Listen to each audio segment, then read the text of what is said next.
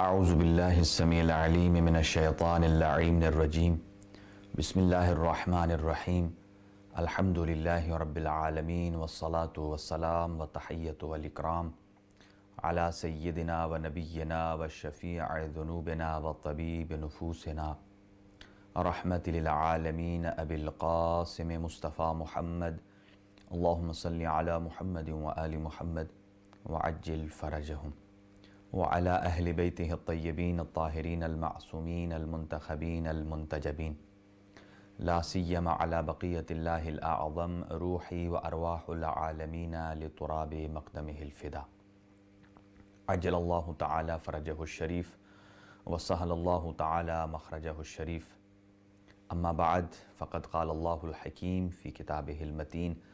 بسم الله الرحمن الرحيم إنك لعلى خلق عظيم صدق اللہ العلی العظیم۔ محترم ناظرین اور ویورز، آپ تمام کی خدمت میں بعرض سلام و ادب مجدداً حاضر خدمت ہیں۔ ہمارا عنوان اخلاق اسلامی در نظر کربلا۔ اگرچہ یہ ایام شہادت حضرت رسول خدا صلی اللہ علیہ وآلہ وسلم ہیں، ایام شہادت امام حسن مجتبیٰ علیہ السلام ہیں، ایام شہادت حضرت محسن علیہ السلام ہیں، اور ابھی اربعین سید الشہداء کو ہم نے پشت سر گزارا ہے۔ ہم ان ایام کی مناسبت سے یہ جو ایام عزا ہیں، ایام غم ہیں، جو کہ 8 ربیع الاول تک ہیں، ہم نے اخلاق اسلامی کو نظر کربلا سے دیکھنے کی ہم کوشش کر رہے ہیں۔ آئینہ کربلا سے ہمیں اخلاق اسلامی کے کون سے نمونے نظر آتے ہیں، تو ان میں امام حسین علیہ السلام کی شہادت کے بعد جناب زینب کبریٰ سلام اللہ علیہا کا کردار، امام سجاد علیہ السلام کا کردار ایک نمایاں کردار ہے۔ بلکہ یوں کہا جائے کہ آج 2021 ہے، اور 61 ہجری میں جب امام حسین علیہ السلام نے سفر کربلا کا آغاز کیا مدینہ سے، تو آپ کے ساتھ کتنے افراد نے اس پورے سفر میں بیعت کی؟ اگر آپ یوں کہہ لیجیے اس وقت پوری مملکت اسلامیہ میں اگر تناسب نکالا جائے، یعنی بطور مثال، تو تقریباً اکثریت نے یزید ابن معاویہ کی بیعت کر لی تھی، اور بہت قلیل سی تعداد تھی جنہوں نے بیعت امام حسین علیہ السلام کی تھی۔ یعنی اگر 1% بھی لگا لیا جائے، اگرچہ وہ 1% سے بھی کم تھے جنہوں نے امام حسین علیہ السلام کی بیعت کی، 1% امام حسین علیہ السلام کی طرف تھے، اور 99% لوگوں نے یزید کی بیعت کر لی تھی۔ اور اس زمانے میں اگر کوئی امام حسین علیہ السلام کی طرف راغب ہوتا تھا یا امام کی بیعت کی طرف آگے بڑھتا تھا، تو اسے اپنی موت اور اپنی خاندان کی مصیبت اور ان کی مشکلات وہ سب کچھ سامنے نظر آ رہا تھا، لیکن اس کے باوجود انہوں نے اپنی جان کو ہتھیلی پر رکھ کر سید الشہداء کی بیعت کی۔ سید الشہداء کی بیعت کا مطلب حق کی بیعت کی، خداوند عالم کی بیعت کی، رسول خدا یعنی خداوند عالم کی بیعت رسول خدا صلی اللہ علیہ وآلہ وسلم کے ہاتھ پر، اور وہی بیعت امام حسین علیہ السلام کے ہاتھ پر کی، جبکہ طرف مخالف 99% یزید کی بیعت کر رہے تھے، اور ان کا مطمع نظر بھی یہ تھا کہ ان کی زندگی آرام اور سکون سے گزرے، اور ان کی زندگی میں کوئی مشاکل نہ آئیں، ان کی یعنی جان بھی محفوظ رہے، ان کا مال بھی محفوظ رہے۔ یعنی 99% یزید کی طرف، اور 1% یعنی ایک مسامحہ بھی ہو سکتا ہے مثال میں، لیکن تقریب ذہن کے لیے تو 1% امام حسین علیہ السلام کی طرف تھے، یعنی بیعت کی جنہوں نے۔ اور آج 2021 میں آپ دیکھ لیجئے کہ یہ تناسب جو 1 اور 99% کا تھا، یہ بالکل یکسر بدل چکا ہے۔ جو 1% تھا وہ 99% میں، اور جو 99 تھا وہ 1% میں۔ یعنی آج 2021 میں اگر کوئی شخص یزید کا نام لیوا ہوتا ہے تو اسے اپنی جان کے لالے پڑ جاتے ہیں۔ اسے چاہے سوشل میڈیا ہو، چاہے پرنٹ میڈیا ہو، چاہے لوگوں کے سامنے اس کو فیس کرنا ہو، اس کے لیے دشوار ہو جاتا ہے۔ وہ اپنی صفائیاں اسے دینا پڑ جاتی ہیں، لیکن اس کے باوجود بھی تقریباً 1% آپ کہہ سکتے ہیں ایسے ہوں گے کہ جو ایسے حالات میں بھی یزید کی طرفداری کرنے اور اس کا دفاع کرنے کے لیے آمادہ ہیں۔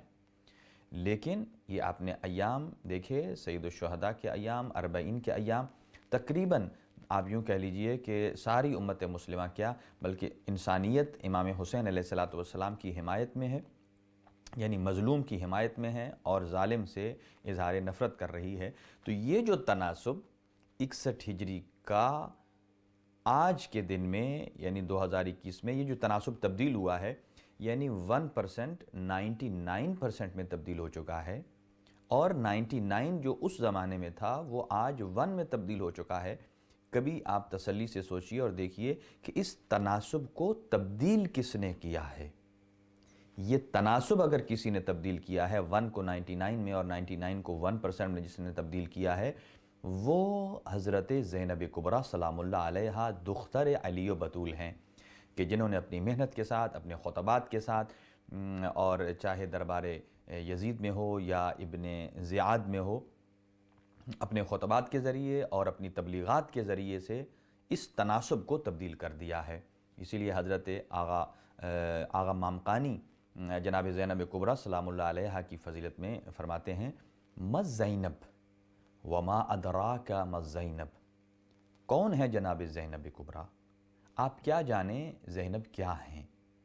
یعنی کہ جناب زینب کبریٰ کی شخصیت کو سمجھنے کے لیے ائمہ ہدیٰ سے توسل چاہیے، علم اور عرفان کی منازل چاہیے، اور حضرت آغا مامقانی کے بعد آغا حائری فرماتے ہیں، لو علم الناس اسرار اسم زینب الکبریٰ لاستغنوا عن اسم الاعظم، اگر لوگ صرف جناب زینب کبریٰ سلام اللہ علیہا کے نام نامی، آپ کا نام گرامی، اسم گرامی کے اندر جو اسرار اور رموز اور معارف چھپے ہوئے ہیں، اگر لوگ انہی سے آشنا ہو جاتے تو اسم اعظم سے بے نیاز ہو جاتے۔ آج ہر آدمی اسم اعظم کی تلاش میں ہے کہ مجھے اسم اعظم مل جائے، جس کے نتیجے میں جیسے بلعم باعور تھا، اس کے پاس بھی اسم اعظم تھا، آصف ابن برخیہ کے پاس بھی اسم اعظم تھا، اور امیر المؤمنین کے پاس ایک نہیں 72 اسم اعظم تھے، جبکہ آپ کی روایت ہے اور ائمہ ہدیٰ علیہ السلام سے، یعنی 2-3 معصومین سے اس روایت کو نقل کیا گیا ہے کہ اللہ تعالیٰ کے 73 اسماء عظمیٰ ہیں، اور اس نے 72 ہم اہل بیت کو عطا کیے ہیں، اور ایک اللہ پروردگار عالم نے اپنے پاس رکھا ہے کہ جس سے واضح ہوتا ہے کہ وہ خالق ہے اور ہم مخلوق ہیں۔ باقی جتنی بھی ہمیں صفتیں، ہمیں علم، ہمیں کرامات، کمالات عطا ہوئے ہیں، یہ اللہ پروردگار عالم کی طرف سے عطا کردہ ہیں۔ تو ہر آدمی اسم اعظم کی تلاش میں ہوتا ہے، اور اسم اعظم کی مختلف اقسام ہیں۔ آغا حائری فرماتے ہیں، اگر لوگ جناب زینب کبریٰ سلام اللہ علیہا کے نام کے اندر جو اسرار و رموز پوشیدہ ہیں، کبھی صرف انہی سے آشنا ہو جاتے تو اسم اعظم سے بے نیاز ہو جاتے، چونکہ جناب زینب کبریٰ سلام اللہ علیہا کا اسم مبارک بھی آسمان سے آیا ہے۔ رسول اکرم صلی اللہ علیہ وآلہ وسلم کو حضرت جبرائیل نے بتایا، جیسے امام حسن مجتبیٰ کا نام، امام حسین علیہ السلام کا نام، جناب زینب کبریٰ کا نام بھی اسی طرح آسمانی نام ہے۔ جب آپ اس دنیا میں تشریف لائیں تو جناب صدیق طاہرہ نے حضرت امیر المؤمنین سے فرمایا کہ اللہ تعالیٰ کی ذات نے ہمیں یہ رحمت عطا کی ہے، آپ ان کا نام ارشاد فرمائیے۔ آپ نے فرمایا کہ میں رسول اکرم صلی اللہ علیہ وآلہ وسلم سے پہلے یعنی آپ پر سبقت نہیں کرتا کسی کام میں، تو آپ صلی اللہ علیہ وآلہ وسلم سفر پر تھے، جیسے ہی آپ مسافرت سے آپ واپس آئے اور لوٹے، امیر المؤمنین نے آپ کی خدمت میں اسی خواہش کو رکھا، تو آپ نے فرمایا اے امیر المؤمنین، آپ جانتے ہیں کہ میں جبرائیل پر سبقت نہیں کرتا، اور جب جبرائیل کو اللہ پروردگار عالم نے کہا کہ اس بچی کا نام زینب رکھیے، تو یقیناً یہ زین اب ہیں، اپنے باپ کی تمام صفات میں زینت ہیں، اور اسی لیے صرف اتنا میں یہ یہاں کہوں گا کہ جناب زینب کبریٰ کے خطبات اور آپ کی تبلیغات کا اثر کیوں نہ ہو کہ آپ آصف ابن برخیہ جن کے پاس ایک اسم اعظم تھا، آپ ان کی وارثہ نہیں ہیں، آپ ان کی جانشین نہیں ہیں، آپ ان کی دختر نہیں ہیں، آپ امیر المؤمنین کی دختر ہیں، اور امیر المؤمنین کے پاس ایک نہیں 71 یا 72 اسماء عظمیٰ ہیں۔ تو آپ دیکھ لیجئے کہ آصف ابن برخیہ نے تخت سبا کو جو 22 کلومیٹر کا سفر بنتا ہے کہ ان کو وہاں سے پلک چپکتے ہوئے وہاں سے لایا، اور آج بھی آپ کو اس کا کہیں نہ کہیں مصر کے میوزیم میں، کسی میوزیم میں کوئی نہ کوئی نمونہ مل جائے گا۔ لیکن زینب بنت علی نے اپنے خطبات کے ذریعے، اپنی تبلیغات کے ذریعے، حقانیت کے ذریعے، اہل بیت کے تعارف کے ذریعے ایسی تبلیغات کی ہیں کہ تخت یزید کی چولوں کو ایسے ہلا کر رکھ دیا ہے۔ آج تخت یزید کا کہیں نام و نشان نہیں ملتا، کوئی شخص اس کا نام لیوا نہیں ہے، حتیٰ کہ اگر کوئی اس کا دفاع کرتا ہے تو وہ خود اپنے اوپر نجاست کا دھبا لگا رہا ہے۔ اور جناب زینب کبریٰ سلام اللہ علیہا نے اپنی ذمہ داریوں کو احسن انداز سے انجام دیا۔ حجت خدا کی حفاظت ہو، قافلہ حسینی کی نظارت ہو، یا حفاظت خون حسینی ہو، ہر اعتبار سے جناب زینب کبریٰ نے، جو کہ نائبۃ الزہرا بھی ہیں، آپ کے القابات میں ہیں، آپ نائبۃ الزہرا بھی ہیں، نائبۃ الحسین، امام حسین علیہ السلام کی نائبہ، عقیلۃ النساء کہ خواتین میں بہترین اور سب سے اعلیٰ عقل سلیم رکھنے والی، اور عدیلہ خامس من اہل کسا، اہل کسا میں سے جو 5ویں شخصیت ہیں ان کا عدیل ہیں عدیلہ، اور شریکۃ الحسین، شریکۃ الامامت، اور کفیلۃ السجاد، امام سجاد علیہ السلام کی کفالت کرنے والی۔ اور اسی لیے امام سجاد علیہ السلام کی سند ہے، آپ ارشاد فرماتے ہیں یا اماں انت عالمۃ غیر معلمہ، اے پھوپھی اماں آپ ایسی عالمہ ہیں کہ جو غیر معلمہ ہیں، کہ جنہیں کسی کے سامنے زانو تلمذ طے نہیں کرنے پڑے، بلکہ آپ نے ایسے ماحول میں تربیت پائی ہے کہ جس گھر میں سید الانبیاء ہیں، سید الاوصیاء ہیں، سیدۃ النساء العالمین ہیں، سیدہ شباب اہل الجنہ ہیں، تو جس گھر کی یہ کیفیت ہو اس گھر میں یقیناً عالمہ غیر و معلمہ ہی قرار پائیں گی۔ اور علامہ اقبال نے خوبصورت جملہ یعنی اشعار کی شکل میں کہتے ہیں کہ وجود زن سے ہے کائنات میں رنگ، یعنی کہ وجود زن سے ہے کائنات میں رنگ، یعنی مرد کی تعلیم جو ہے وہ فرد کی تعلیم ہے، لیکن اگر ایک خاتون تعلیم یافتہ ہو، خاتون کی تعلیم ہو، تو عورت کی تعلیم ایک معاشرے کی تعلیم ہے۔ تو امام حسین علیہ السلام کی شہادت کے بعد اپنے تمام فرائض کو بطور احسن انجام دیا، اور آج جہاں جہاں صف ازا ہے، جہاں جہاں ذکر سید الشہداء ہے، بلکہ یوں کہا جائے کہ جہاں جہاں اصول دین اور فروع دین پر ایمان رکھا جا رہا ہے اور عمل کیا جا رہا ہے، وہ جناب زینب کبریٰ کی بدولت ہے۔ اور شہادت امام حسین علیہ السلام کے بعد بعض علماء نے ان 4 اصولوں کو بیان کیا ہے کہ اصول اسلام کا تحفظ، یعنی اسلام کے اصولوں کا تحفظ جناب زینب کبریٰ سلام اللہ علیہا نے کیا ہے۔ یعنی توحید کا پرچار، جب آپ خطبہ ارشاد فرماتی تھیں اس میں حمد و ثنائے پروردگار ہے، اہل بیت اطہار علیہم السلام، رسول اکرم صلی اللہ علیہ وآلہ وسلم اور آپ کی آل طاہرہ پر درود و سلام بھیجتی ہیں، ملائکہ پر، اور اسی طرح آسمانی کتب کا تذکرہ کرتی ہیں، اور پھر اپنے مطالب کو بیان کرتی ہیں۔ اور مقصد امام حسین علیہ السلام کی اشاعت، اب مقصد امام حسین کیا ہے جو آپ خود ارشاد فرماتے ہیں، ان اامر بالمعروف و انہا عن المنکر، نہی عن المنکر ہے اور امر بالمعروف ہے، اور پھر فرمایا کہ اسیر و بسیرت جدی و ابی، کہ میں لوگوں کو اپنے جد کی سیرت اور اپنے بابا امیر المؤمنین کی سیرت پر آمادہ کرنے کے لیے نکلا ہوں۔ اس کا مطلب یہ ہے کہ اگر کسی معاشرے میں بگاڑ پیدا ہو جائے تو اس کی اصلاح کے لیے صرف سیرت رسول اکرم صلی اللہ علیہ وآلہ وسلم کافی نہیں، بلکہ اس کے ساتھ سیرت امیر المؤمنین کا جوڑنا ضروری ہے۔ اور تیسرا پیغام نجات، کہ امت کو بتایا کہ نجات کس طرف ہے، ضلالت اور گمراہی کس طرف ہے، نجات کامیابی اور کامرانی کس طرف ہے، بلکہ یوں کہا جائے کہ جنت کس طرف ہے اور جہنم کس طرف ہے۔ اس بات کو جناب زینب کبریٰ سلام اللہ علیہا نے برملا واضح کیا کہ ہمارا خاندان رسول اکرم صلی اللہ علیہ وآلہ وسلم کا خاندان، اہل بیت عصمت و طہارت کا خاندان، یہی وہ خاندان ہے کہ جن کی اطاعت، جن کی پیروی، جن کی اتباع کرنے سے آپ جنت کے راہی ہو سکتے ہیں اور جہنم سے دور ہو سکتے ہیں۔ اور ایک چوتھا کام، فکری انقلاب۔ آج تک آپ دیکھ لیجئے کہ ابھی ایام غم اپنے اختتام کی جانب بڑھ رہے ہیں، اول ماہ محرم سے لے کر یعنی 2 مہینہ 8 دن ایک بہت بڑا پیریڈ ہے کہ جو انسان کے اندر فکری انقلاب، فکری تحول، سوچ اور اپنی افکار اور اپنے اعمال پر اور اپنی کن کن شخصیات کے ساتھ حمایت ہے اور کن کے ساتھ حمایت نہیں ہے، ہمیں غور و فکر کرنے کا ایک بہترین موقع دیتا ہے۔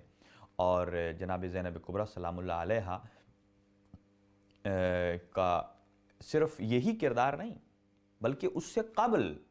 بھی آپ خطبہ فدق کی راویہ ہیں، جس کو شیخ صدوق علیہ الرحمہ نے علل الشرائع میں جو خطبہ فدق ہے اس کے بعض حصوں کو بی بی زینب سلام اللہ علیہا کی سند سے نقل کیا ہے۔ یعنی جو عالمہ غیر و معلمہ ہیں وہ جس چیز کو نقل کر رہی ہیں اس میں کسی قسم کا کوئی شک و شبہ نہیں ہے۔ اور اسی طرح مقاتل الطالبین میں ابو الفرج اصفہانی نے بھی نقل کیا ہے، اور بعض نے تو جناب زینب کبریٰ کو معدن شجاعت کہا ہے۔ معدن یعنی صرف خود شجاع اور دلیر نہیں تھیں اور دلیر باپ کی بیٹی نہیں تھیں، بلکہ آپ معدن شجاعت، معدن اسے کہتے ہیں جہاں سے چیزیں پھوٹتی ہیں، کان، یعنی حضرت عباس، حضرت علی اکبر، اون و محمد، حضرت قاسم، یہ سب جن کی پرورش کی ہے جناب زینب کبریٰ نے۔ اور پھر یہاں ایک اور بات جو قابل ذکر ہے جناب سیدہ زینب سلام اللہ علیہا کی شخصیت کے عنوان سے، کہ جس کو ابن ابی الحدید نے بھی نقل کیا ہے کہ عہد طفولیت کا وقت گزرتا رہا اور آپ کی والدہ ماجدہ کی شہادت ہو چکی تھی۔ جب عہد شباب تک آئیں تو آپ کی والدہ تو تھی نہیں، خود امیر المؤمنین ہی دونوں فرائض کو نبھا رہے تھے، یعنی کہ آپ کے والد ہونے کی حیثیت سے اور آپ کی والدہ کی حیثیت سے بھی وہ تمام تر جو مہر اور محبت اولاد کے لیے ہے وہ امیر المؤمنین عطا کر رہے تھے۔ جیسے خود جناب صدیقہ طاہرہ سلام اللہ علیہا جب رشتہ ازدواج سے منسلک ہوتی ہیں تو رسول اکرم صلی اللہ علیہ وسلم، چونکہ عربوں میں ایک رواج تھا کہ تقریباً 1 ہفتہ برابر میکے کی طرف سے کھانا جایا کرتا تھا، تو رسول خدا صلی اللہ علیہ وسلم خود کھانا لے کر گئے اور یہ جملات کہے کہ اگرچہ یہ کھانا والدہ لاتی ہیں لیکن چونکہ آپ کی والدہ نہیں ہیں، میں باپ ہی آپ کا والد کا حق بھی ادا کر رہا ہوں اور والدہ کی جگہ کو بھی کور کر رہا ہوں۔ تو جب جناب زینب کبریٰ عہد شباب تک پہنچتی ہیں تو آپ کی خواستگاری کے لیے مختلف لوگوں نے پیغامات بھیجے، تو ابن ابی الحدید کے مطابق اشعث ابن قیس کندی نے بھی رشتہ یعنی بھیجا اور خواستگاری کے لیے بھیجا۔ جیسے ہی اشعث ابن قیس کندی نے خواستگاری کے لیے بھیجا تو ایک مرتبہ امیر المؤمنین علی ابن ابی طالب علیہ السلام کے چہرے کا رنگ متغیر ہو گیا۔ آپ جلال میں آئے اور آپ فرماتے ہیں کہ اس کی جرأت کیسے ہوئی کہ وہ دختر پیغمبر اور جناب زینب کبریٰ سلام اللہ علیہا کی خواستگاری کے لیے رشتہ، یعنی اس نے اتنی جرأت کیسے ہوئی کہ اس نے یہ اقدام کیا۔ فرماتے ہیں یہ حضرت جناب خدیجۃ الکبریٰ کی شبیہ ہیں، رسول خدا صلی اللہ علیہ وآلہ وسلم کے بقول۔ نمبر 2، دامان عصمت میں پلی ہیں، ان کے والد بھی معصوم، والدہ بھی معصومہ، نانا بھی معصوم، بھائی بھی معصوم، دامان عصمت میں جو پلی ہیں۔ پھر معدن عصمت سے سیراب ہوئی ہیں، جس طرح حسنین شریفین رسول اکرم صلی اللہ علیہ وآلہ وسلم کے زانو اقدس پر بیٹھ کر انگوٹھہ رسالت کو چوستے تھے، ایسے ہی جناب زینب کبریٰ سلام اللہ علیہا نے 5 سال تک جناب رسول خدا کی تربیت کو حاصل کیا۔ اور پھر فرماتے ہیں کہ جس کے قبضہ قدرت میں میری جان ہے، والذی نفسی بیدی، کہ جس پروردگار عالم کے قبضہ قدرت میں مجھ علی کی جان ہے، اگر اس شخص نے دوبارہ خواستگاری کے لیے اقدام کیا تو میرا جواب سخت ہوگا۔ اب یہاں پر بہت سارے مورخین نے اعتراض کیا، انہوں نے کہا یہ ایسے جملات امیر المومنین کی فطرت میں نہیں تھے۔ امیر المومنین جو کہ پیکر اخلاق ہیں، آپ ایسے جواب نہیں دیتے، تاریخی حقائق۔ لیکن اس کا جواب خود بخود اگر آپ تاریخ کا مطالعہ کریں، اگر آپ ہسٹری دیکھیں، اگر خود امیر المومنین کے بعد یعنی امیر المومنین کی شہادت، امام حسن مجتبیٰ کی شہادت اور مظلوم کربلا کی شہادت، ان تین شہادتوں میں یعنی کہ آپ 40 ہجری میں امیر المومنین کی شہادت ہوتی ہے، 50 ہجری میں امام حسن مجتبیٰ کی اور 61 ہجری میں امام مظلوم کربلا کی۔ ان تینوں شہادتوں کے بعد آپ کو یہ واضح ہو جائے گا کہ حضرت امیر المومنین کا یہ تیور، یہ انداز کس وجہ سے تھا۔ چونکہ آپ علم امامت سے دیکھ رہے تھے، معترض تو اپنی بساط اور اپنی علمی بساط اور علمی حیثیت کے مطابق سوال کرتا ہے، لیکن آپ دیکھ لیجئے کہ اشعث ابن قیس کندی، اس کا پورا خاندان علی اور اولاد علی کے قتل اور آپ کے خون میں ملوث ہے۔ کہ اشعث یعنی کہ عبد الرحمن ابن ملجم جو ہے وہ اشعث کے گھر اس نے پناہ لی تھی، جو کہ امیر المؤمنین علی ابن ابی طالب کا قاتل ہے۔ اور اسی اشعث کی بیٹی جعدہ بنت اشعث، ابھی 28 صفر کو شہادت امام حسن مجتبیٰ کے ایام گزرے ہیں، رسول خدا صلی اللہ علیہ وآلہ وسلم کے اس بیٹے کو زہر دینے والی جعدہ بنت اشعث ہے، جس کو حاکم شام کی طرف سے پیشکش ہوئی تھی 2 انعاموں کی، ایک کہ 1,00,000 درہم دیا جائے گا، اور دوسرا اپنے بیٹے یزید سے تجھے شادی کروائی جائے گی۔ اور جب اس نے یہ اقدام کر لیا اور اس کے بعد انعام کا مطالبہ کیا، تو اب درہم کی بات تو کہیں تاریخ میں میری نظر سے نہیں گزری کہ آیا ملے یا نہیں ملے۔ البتہ جب اس نے کہا کہ یزید کے ساتھ میری شادی کرو، تو اس نے جواب یہ دیا کہ جو خاتون امام حسن مجتبیٰ جیسی معصوم شخصیت کا خیال نہیں رکھا اس نے، اور ان کو شہادت کے درجے پر پہنچا دیا، ان کو قتل کر دیا، اور کسی قسم کی کوئی ہیزیٹیشن یا کوئی خجالت بھی محسوس نہیں ہوئی، تو میرا بیٹا جو یزید ہے اس پر کیا کیفیت پھر، اس کے لیے تو بہت سارے اس کے تحفظات ہوں گے۔ اور امام حسن مجتبیٰ خود آپ کو جب زہر دی جعدہ بنت اشعث، اور اسی طرح قاتلان امام حسین علیہ السلام کی فہرست میں بھی اشعث کے بیٹے شامل تھے جو واقع کربلا میں۔ یہ امام علی علیہ السلام اس تناظر میں علم امامت سے کہ اس کی کیسے جرأت ہوئی، یعنی وہ شخص کہ جو علی اور اولاد علی کے خون میں ملوث ہے، جو قتل میں ملوث ہے، جو شہادت میں ملوث ہے، وہ شخص کیسے کرے۔ اور جیسے ہی حضرت عبداللہ ابن جعفر طیار کا رشتہ اور خواستگاری کا پیغام آیا، تو خوشی سے امیر المؤمنین نے اسے قبول کیا، اور پھر جو آپ نے جملات ارشاد فرمائے وہ سنہری جملات ہیں۔ آپ نے ارشاد فرمایا بناتنا لبنینا و بنونا لبناتنا، کہ ہماری بیٹیاں ہمارے بیٹوں کے لیے ہیں اور ہمارے بیٹے ہماری ہی بیٹیوں کے لیے ہیں۔ اور حق مہر وہی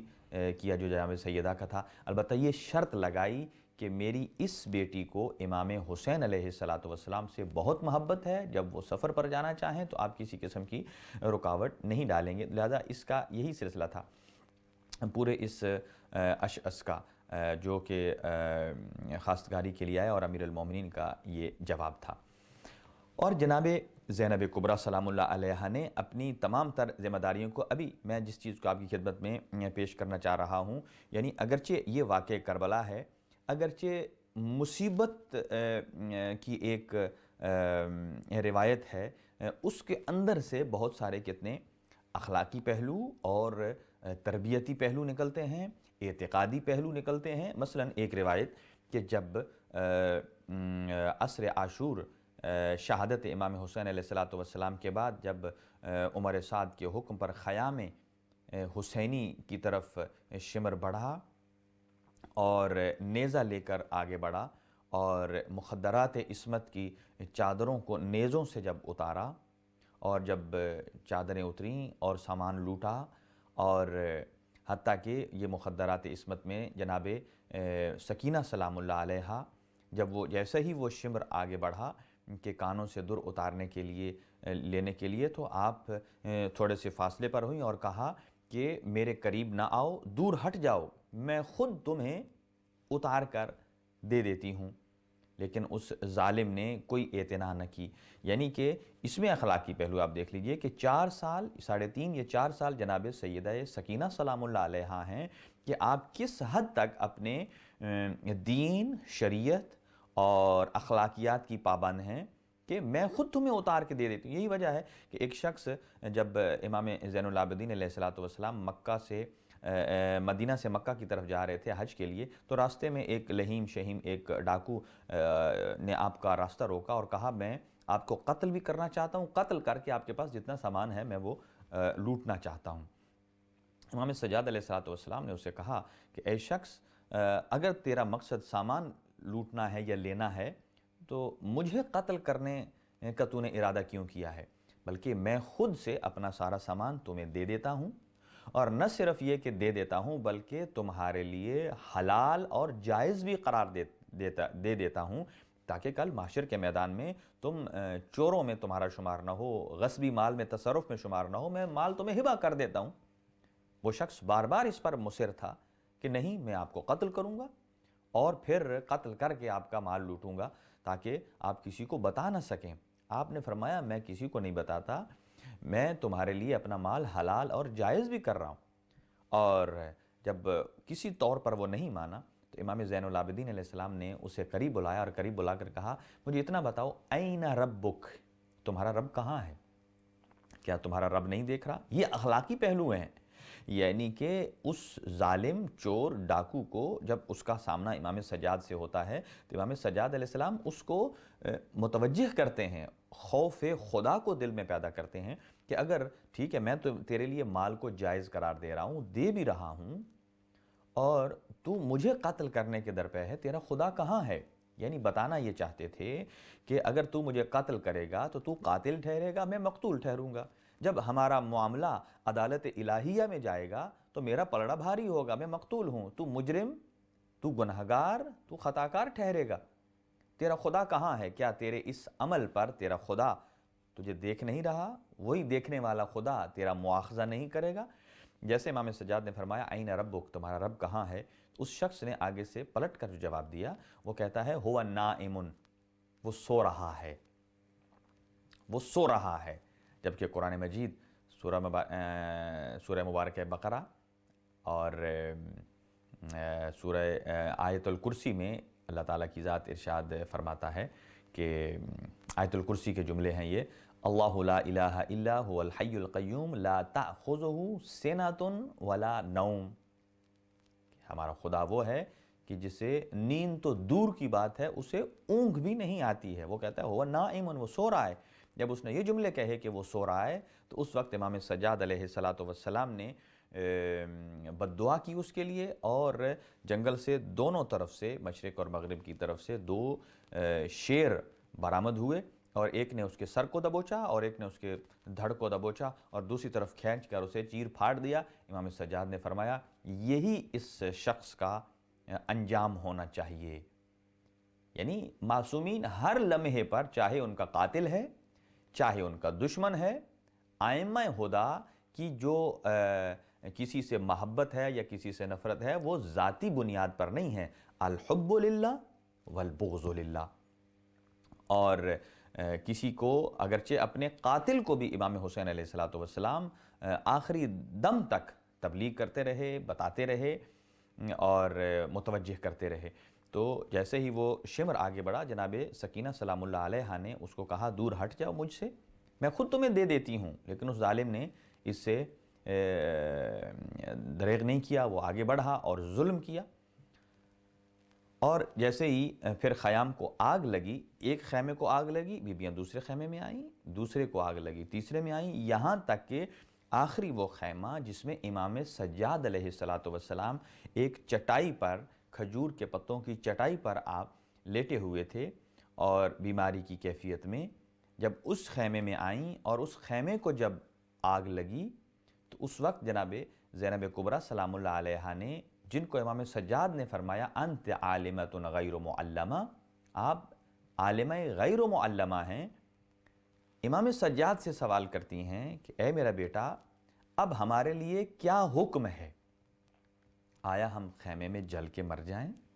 یا خیمے سے باہر نکل جائیں؟ اب امام سجاد علیہ السلام نے فرمایا علیکن بالخروج، کہ آپ کے لیے واجب اور لازمی یہ ہے کہ آپ خیمے سے باہر نکل جائیے۔ تو جناب زینب کبریٰ نے فرمایا اے میرا بیٹا سجاد، اے وقت کے امام، ہمارے سروں پر ردا نہیں ہے۔ امام سجاد نے ارشاد فرمایا آپ اپنے بالوں کے ذریعے اپنے چہرے کا پردہ بنائیے اور خاک کربلا کو اٹھا کر سر میں ڈالیے جس سے بالوں کا پردہ بنائیے۔ اور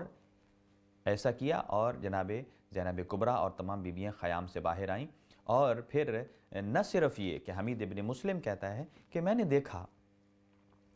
کہ بیویاں تو باہر آ گئیں، لیکن ایک بیوی ہے کہ بار بار جس کی توجہ خیمے کی طرف ہے، اور ایک مرتبہ جب آگ کے شعلے بلند ہوئے اور شعلے آسمان کو باتیں کر رہے تھے، آسمان کو چھو رہے تھے، میں نے دیکھا کہ ایک بیوی بار بار اس دھوئیں کے بادل میں اندر جاتی ہے،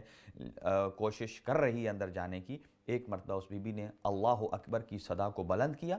اور اس آگ میں کود پڑی، اور جیسے ہی وہ پلٹ کر آئیں تو میں نے کیا دیکھا؟ حمید ابن مسلم کہتا ہے کہ انہوں نے اپنی پشت پر امام سجاد کو اٹھا کر لایا ہے اور وہیں خاک کربلا پر آ کر لٹا دیا ہے۔ یہ روایت ہے۔ اب اس کے اندر سے کون سے اخلاقی درس ملتے ہیں؟ البتہ یہ توجہ کی ضرورت ہے، اور ہم اسی سلسلے میں آپ کی خدمت میں 6 یا 7 جو پہلو نکل سکتے ہیں آپ کی خدمت میں رکھتے ہیں۔ پہلی بات کہ امام سجاد علیہ السلام امام حسین علیہ السلام کے بعد امام ہیں، اور مکتب تشیع کا عقیدہ یہ ہے کہ امام زمانے کا اعلم ترین، اتقا ترین، سخی ترین، تمام تر صفات میں تمام مخلوقات سے افضل ہوتے ہیں۔ اور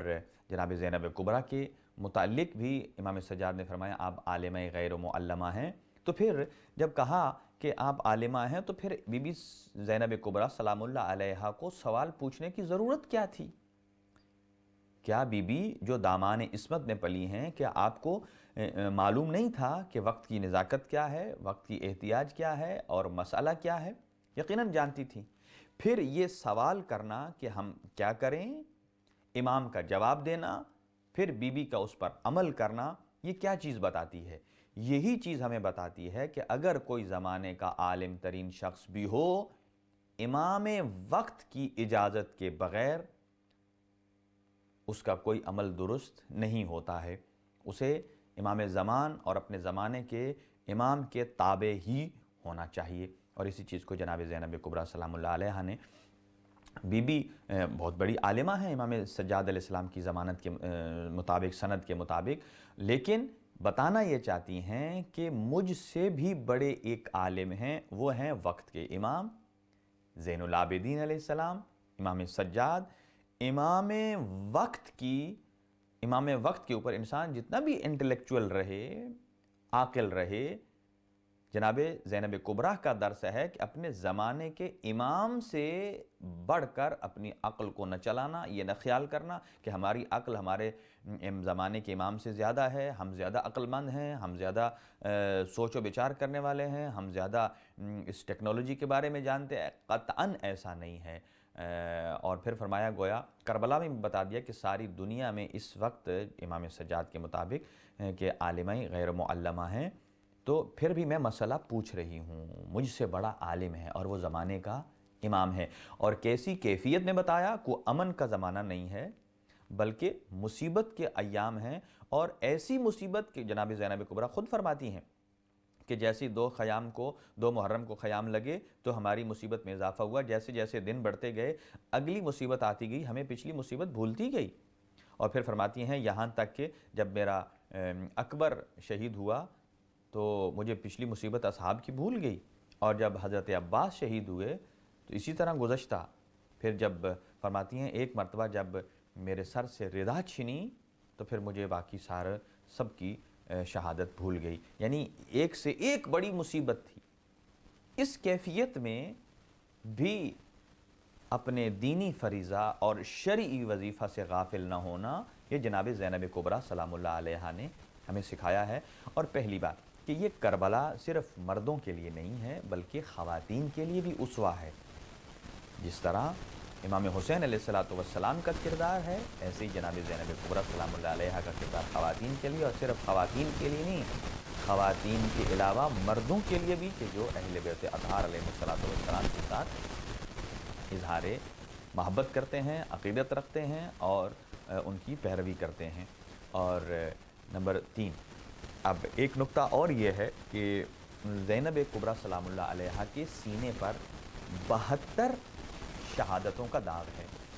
خیمے جل رہے ہیں اور حرارت بھی ہے، سر برہنہ بھی ہے، پریشانیاں بھی ہیں۔ گویا دنیا میں جتنی مشکلات آئیں دین میں، اس سے بڑھ کر کسی اور پر مشکلات نہیں آئیں ایک وقت میں، اتنی زیادہ مشکلات میں بھی دین سے غافل نہیں ہونا چاہیے۔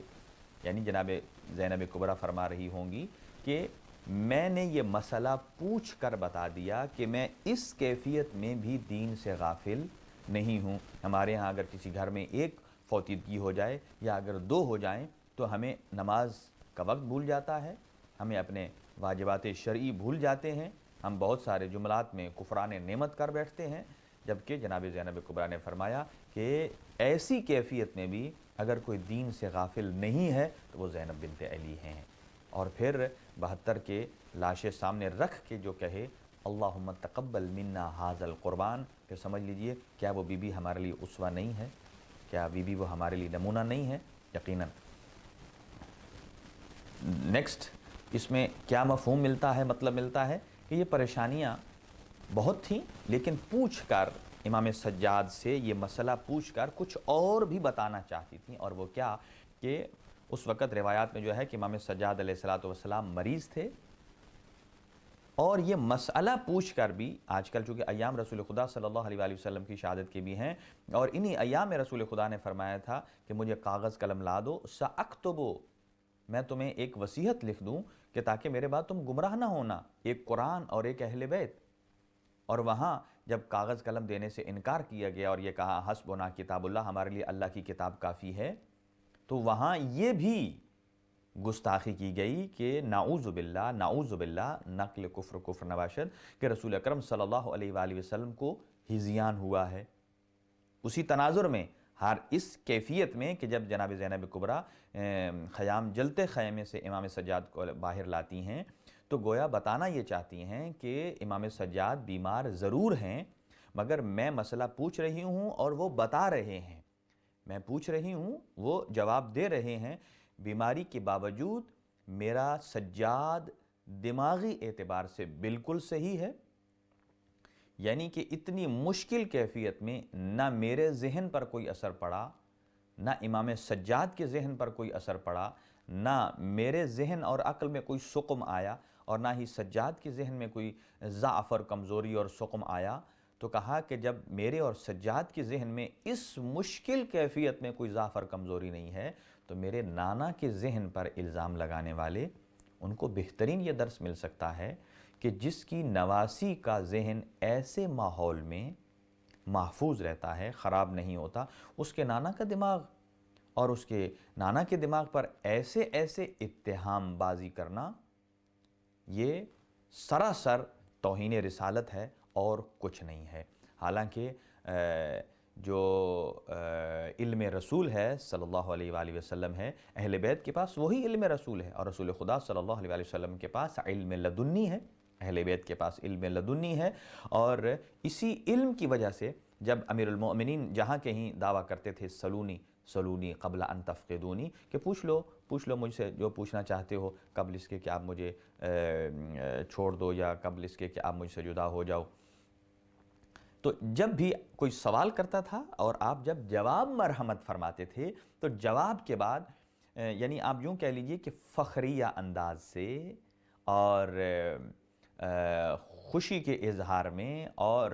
رسول اللہ صلی اللہ علیہ وآلہ وسلم اور اللہ کے ساتھ اپنے علم کا ارتباط ظاہر کرنے کے لیے امیر المومنین ایک جملہ فرماتے تھے جب بھی کوئی سوال کرتا آپ جواب دیتے، اور وہ شخص جب مطمئن ہو جاتا تھا، امیر المؤمنین فرماتے تھے ھذا لعاب رسول اللہ، یہ رسول خدا صلی اللہ علیہ وآلہ وسلم کے لعاب کا اثر ہے کہ میں سلونی سلونی کہہ رہا ہوں۔ تو گویا جناب زینب کبریٰ سلام اللہ علیہا کا ایسی کیفیت میں جلتے خیمے میں امام سجاد سے سوال پوچھنا، امام سجاد کا جواب دینا، یہ خود اس بات کی طرف، یعنی یہ پہلو اس میں سے نکل رہا ہے کہ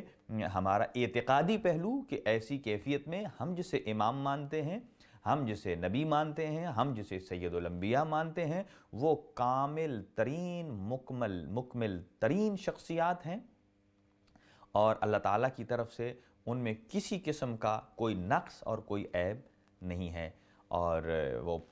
ہر اعتبار سے کمال کی منزل پر فائز ہیں۔ اور ایک اور نقطہ کہ اگرچہ جناب زینب کبریٰ سلام اللہ علیہا جانتی تھیں کہ اس وقت کی ضرورت کیا ہے، اس وقت مسئلہ شرعی کیا ہے، لیکن اس کے باوجود مسئلہ پوچھ رہی تھیں۔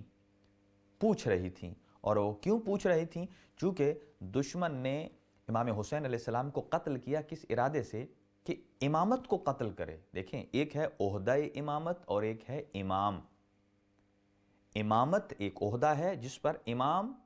مسلسل آتے رہے ہیں، پہلے امام علی ہیں، دوسرے امام حسن مجتبیٰ ہیں، تیسرے امام حسین علیہ السلام ہیں۔ تو امام کو قتل کر کے، امام حسین علیہ السلام کو، وہ دشمن خوشیاں منا رہے تھے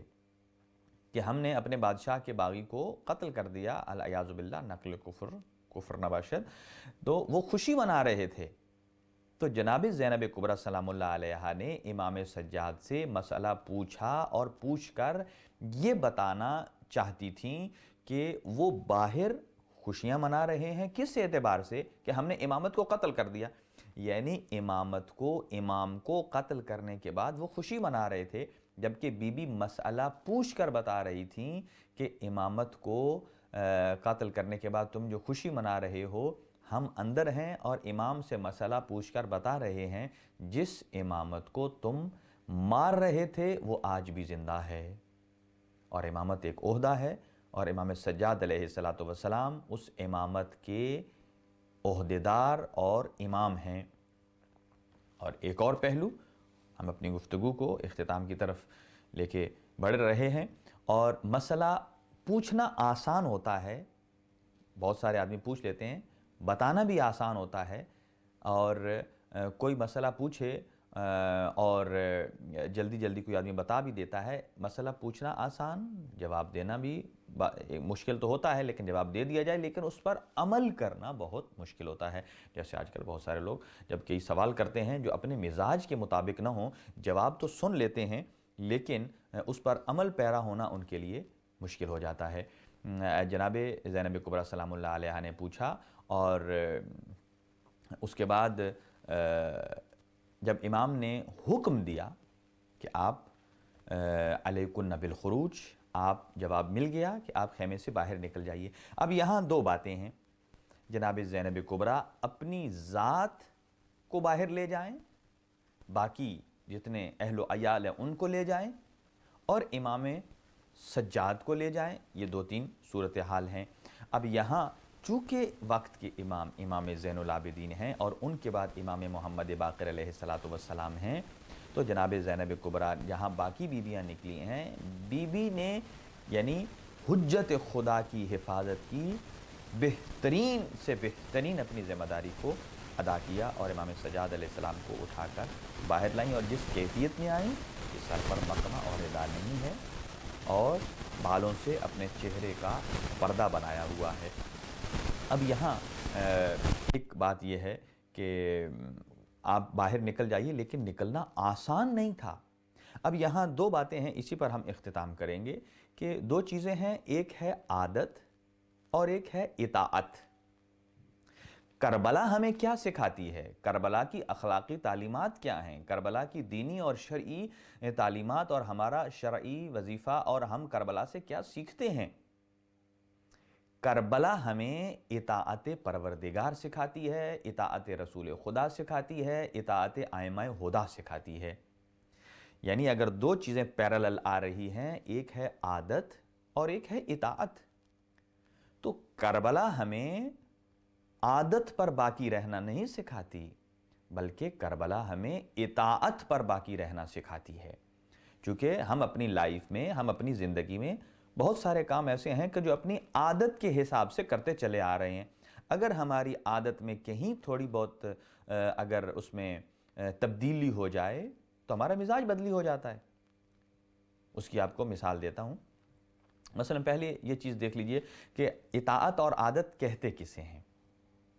اطاعت کی تعریف کیا ہے؟ یعنی جس میں انسان کی اپنی مرضی شامل نہ ہو، اپنا ذہن شامل نہ ہو، اپنا مزاج شامل نہ ہو، صرف بلا چون و چران اطاعت پروردگار۔ اب یہاں اللہ تعالیٰ کی ذات نے قرآن مجید میں ارشاد فرمایا اطیعوا اللہ و اطیعوا الرسول و اولی الامر منکم۔ اطاعت کی بھی 3 قسمیں ہیں۔ پہلی اطاعت ہے مطلقاً اطاعت کرنا، مطلقاً یعنی بغیر کسی چون و چران کے، مطلقاً اطاعت۔ اور دوسرا ہے مطلقاً عدم اطاعت، لا تطع الکافرین، عدم اطاعت یعنی مطلقاً کسی صورت کسی شرط پر اطاعت نہیں کرنی۔ وہ کس کی نہیں کرنی؟ وہ کفار کی نہیں کرنی، وہ مفسدین کی نہیں کرنی، وہ جو فساد فی الارض ہیں ان کی نہیں کرنی۔ کرنی کس کی ہے؟ اطاعت مطلقہ وہ تینوں ہیں کہ اطیعوا اللہ، اللہ کی اطاعت، اطیعوا الرسول و اولی الامر منکم۔ یہ 3 ہستیاں ایسی ہیں، اللہ تعالیٰ کی ذات اور رسول اکرم صلی اللہ علیہ وسلم اور ائمہ ہدیٰ، ان کی اطاعت واجب ہے اور بلا شرط، یعنی کہ بغیر کسی شرط کے، مشروط نہیں ہے، مطلقاً واجب ہے۔ اور فساد فی الارض کرنے والوں کی مطلقاً عدم اطاعت ہے، یعنی اطاعت نہیں کرنی ہے۔ اور تیسری قسم کی اطاعت ہے جو مشروط ہے، وہ ہے والد کی اطاعت، والدین کی اطاعت۔ اور وہ کیا ہے کہ اگر والدین ایسی چیز کا حکم دیتے ہیں کہ جو اطاعت خدا کے ساتھ متصادم ہے تو اس پر عمل نہیں کرنا ہے۔ ہاں، اگر وہ ایسی چیز کا حکم دیتے ہیں کہ جو اطاعت خدا، اطاعت رسول، اطاعت ائمہ کے سائے میں ہے اور اس سے مطابقت رکھتی ہے، میل کھاتی ہے، تو پھر اطاعت کرنی ہے۔ یعنی والدین کی اطاعت مشروط ہے۔ اگر صراط مستقیم کی طرف حکم دیتے ہیں تو اطاعت ضروری ہے، اور اگر ان کا کوئی حکم صراط مستقیم سے ہٹ جاتا ہے تو اس میں اطاعت واجب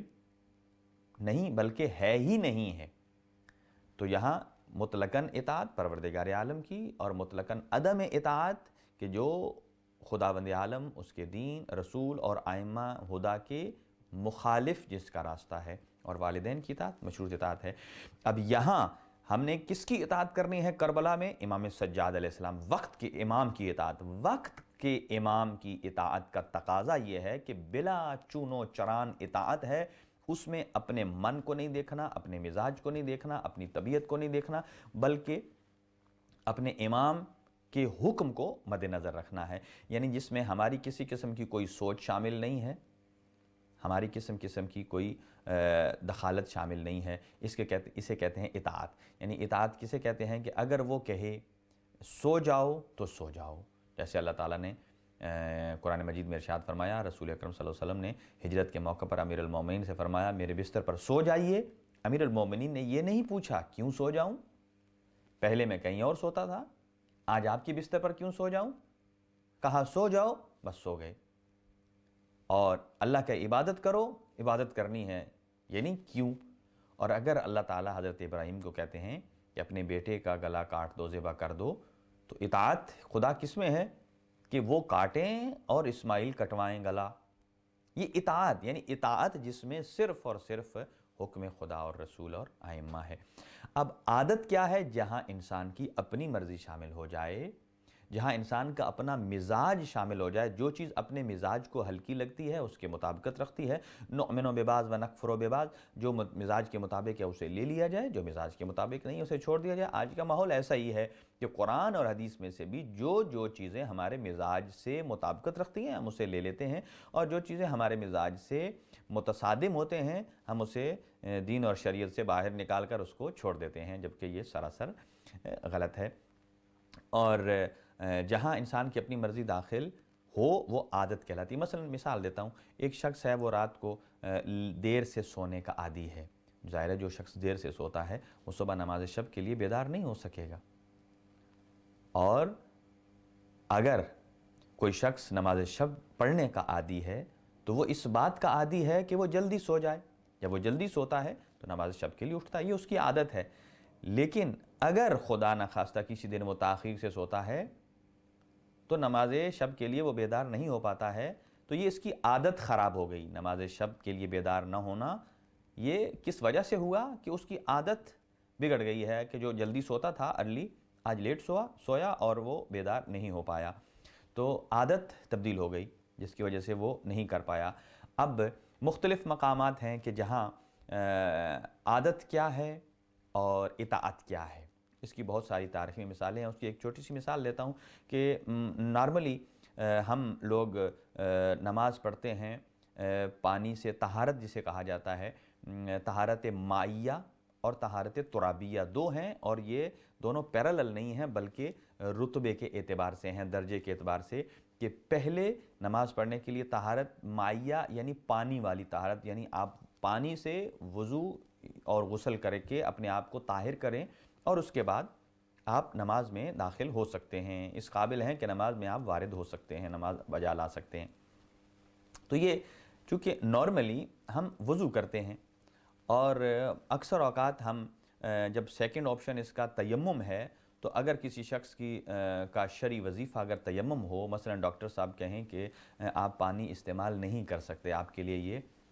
تکلیف دہ ہوگا، تو وہاں وظیفہ شرعی کیا ہے کہ وہاں آپ پانی استعمال نہیں کریں گے بلکہ تیمم کر کے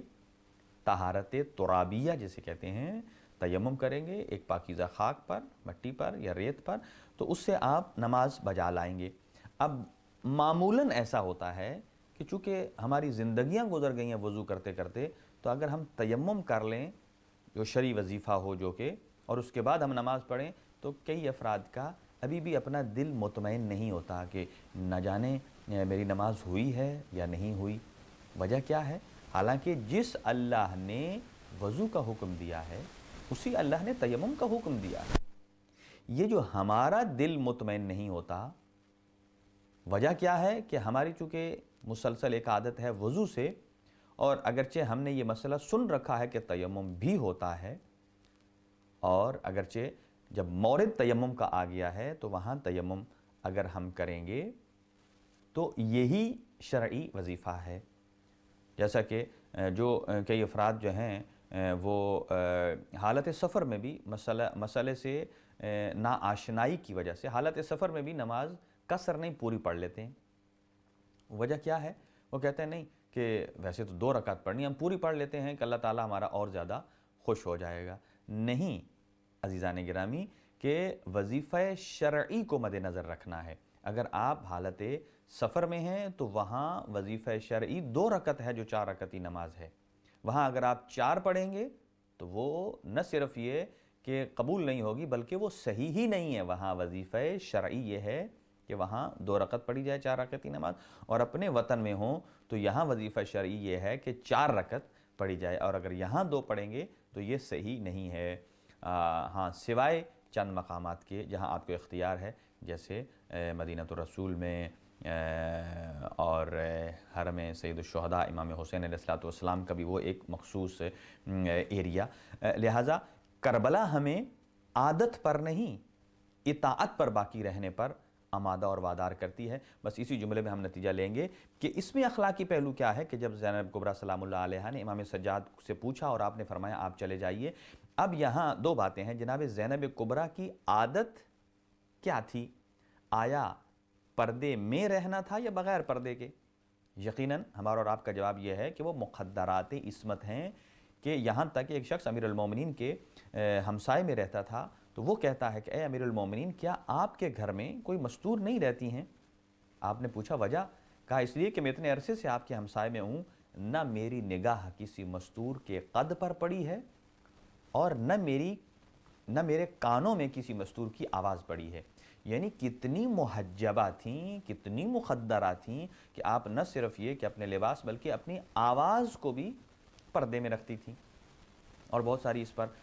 روایات ہیں۔ تو اب یہاں یقیناً زینب کبریٰ سلام اللہ علیہا کا یہ سوال پوچھنا یہ بتاتا ہے کہ ہم اس کیفیت میں ہیں کہ کبھی بھی ہم حجاب کے بغیر نہیں رہے ہیں، مقنا ہے، پھر مقنا کے اوپر ردا ہے، پھر چادر ہے۔ اب عادت ہے ہمیشہ پردے کی، لیکن اس وقت کی کیفیت کیا ہے کہ آپ کی چادر لٹ چکی ہے، اور امامت کا حکم کیا ہے کہ آپ باہر چلی جائیں۔ تو اب یہاں دو چیزیں ہیں، عادت کہتی ہے کہ اندر رکیے، ظاہر ہے باہر بے حجابی ہوگی، اور جیسے ہی باہر جائیں گی تو جانا مناسب نہیں ہے، لیکن امامت کا حکم کیا ہے، امام سجاد کا حکم کیا ہے کہ اگرچہ چادر چھن گئی ہے پھر بھی آپ باہر جائیے۔ گویا بتانا یہ چاہتی تھیں زینب کبریٰ دنیا کو کہ یہ کربلا انسان کو عادت پر رہنا نہیں سکھاتی بلکہ اطاعت امام سکھاتی ہے۔ اور شریعت کس کا نام ہے؟ شریعت امام کے حکم ہی کا نام شریعت ہے، جو امام فرمائیں وہی شریعت ہے، اور اسی پر اطاعت کرنا لازمی ہے۔ بس ابھی گفتگو ہماری جاری اور ساری ہے، اور نیکسٹ ایپیسوڈ پہ انشاءاللہ ہم اور مطالب کو وضاحت کے ساتھ آپ کی خدمت میں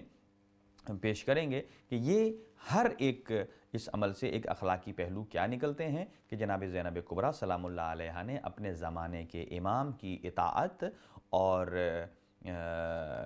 دین مبین اسلام کی سربلندی کے لیے اپنی قربانیوں کو پیش کیا ہے، اور یقیناً وہ رہتی دنیا تک ایک نمونہ عمل رہیں گی۔ اور خداوند متعال سے دعا ہے کہ پروردگار عالم ہم سب کو اس کربلا کے جو اخلاقی پہلو ہیں ان کو پڑھنے، اس پر عمل پیرا ہونے کی توفیق عطا فرمائے، اور ہمارے تمام مرحومین کو شہدائے کربلا کے ساتھ معشور فرمائے، اور پروردگار ہم سب کے صغائر و کبائر سے درگزر فرمائے، اور امام زمان عجل اللہ تعالی فرجہ الشریف کے ظہور میں تعجیل فرمائے، اور ہماری مستورات کو جناب زینب کبریٰ سلام اللہ علیہا کی سیرت طیبہ پر عمل پیرا ہوتے ہوئے اپنے زمانے کے امام کی نصرت کرنے کے لیے اپنی اولاد کو اور اپنے بچوں کو تربیت کرنے کی توفیق عطا فرمائے۔ وصلی اللہ علی سیدنا محمد وآلہ الطیبین الطاہرین المعصومین۔